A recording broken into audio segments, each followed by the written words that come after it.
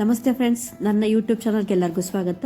ಇವತ್ತು ಒಂದು ಸ್ಪೆಷಲ್ ಆಗಿರೋ ಒಂದು ಚಟ್ನಿ, ಸೊಪ್ಪಿಂದ ಚಟ್ನಿ ಮಾಡೋದು ತೋರಿಸ್ಕೊಡ್ತೀವಿ. ಇದು ಚಕ್ರಮುನಿ ಎಲೆಗಳ ಚಟ್ನಿ. ತುಂಬ ಚೆನ್ನಾಗಿರುತ್ತೆ. ಇದು ಹೆಣ್ಮಕ್ಳಿಗೆ ಅಂತೂ ಭಾಳ ಒಳ್ಳೆಯದಿದು. ಮಂತ್ಲಿ ಪೀರಿಯಡ್ ಟೈಮಲ್ಲೆಲ್ಲ ಹೊಟ್ಟೆ ನೋವು ಬರ್ತಲ್ಲ, ಇದನ್ನು ಮಾಡ್ಕೊಂಡು ತಿಂತಾ ಇದ್ರೆ ಹೊಟ್ಟೆ ನೋವೆಲ್ಲ ಕ್ರಮೇಣ ಕಡಿಮೆ ಆಗುತ್ತೆ. ಇವಾಗ ಮೊದಲನೇದಾಗಿ ಒಂದು 5 ಸ್ಪೂನಷ್ಟು ಕಡಲೆಬೇಳೆ ತೊಗೊಂಡು ಚೆನ್ನಾಗಿ ಡ್ರೈ ರೋಸ್ಟ್ ಮಾಡ್ಕೊಳ್ತಾ ಇದ್ದೀನಿ. ಈ ಚಕ್ರಮುನಿ ಸೊಪ್ಪನ್ನ ಸ್ವಲ್ಪ ರೋಸ್ಟ್ ಮಾಡ್ಕೋಬೇಕು. ಸ್ವಲ್ಪ 1 ಸ್ಪೂನಷ್ಟು ಎಣ್ಣೆ ಹಾಕ್ಕೊಂಡು ಚೆನ್ನಾಗಿ ಈ ಥರ ರೋಸ್ಟ್ ಮಾಡ್ಕೊಳ್ತಾ ಇದ್ದೀನಿ. ಇದ್ರ ಜೊತೆಗೆ ಒಂದು 5-6 ಮೆಣಸಿಕಾಯಿ ಹಾಕ್ಕೊಂಡಿದ್ದೀನಿ, ಹಸಿರು ಮೆಣಸಿಕಾಯಿ ಹಾಕ್ಕೊಂಡಿದ್ದೀನಿ. ಸ್ವಲ್ಪ ಇದು ಬೆಂದಂಗೆ ಆಗಬೇಕಿದು, ತುಂಬ ಚೆನ್ನಾಗಾಗಿ ಬರುತ್ತೆ. ಈ ಥರ ಚೆನ್ನಾಗಿ ಬೇಯಬೇಕು.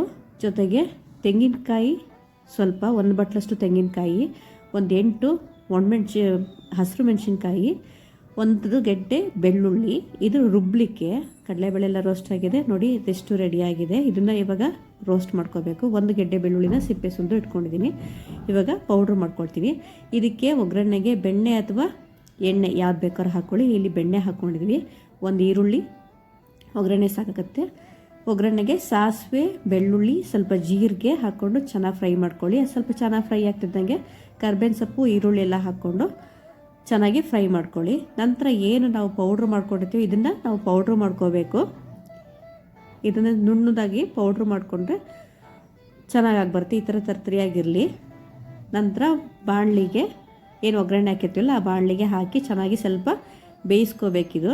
ಇದು ಮಂತ್ಲಿ ಪೀರಿಯಡ್ ಆದಾಗ ಹೊಟ್ಟೆ ನೋವನ್ನು ಹೆಣ್ಮಕ್ಳಿಗೆ ಇದು ಭಾಳ ಅಂದರೆ ಭಾಳ ಒಳ್ಳೆಯದು.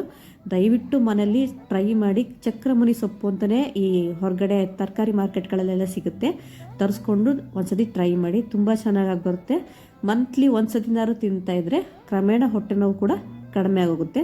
Thank you so much. Video ನೋಡಿದ್ದಕ್ಕಾಗಿ ಎಲ್ಲರಿಗೂ ಧನ್ಯವಾದ.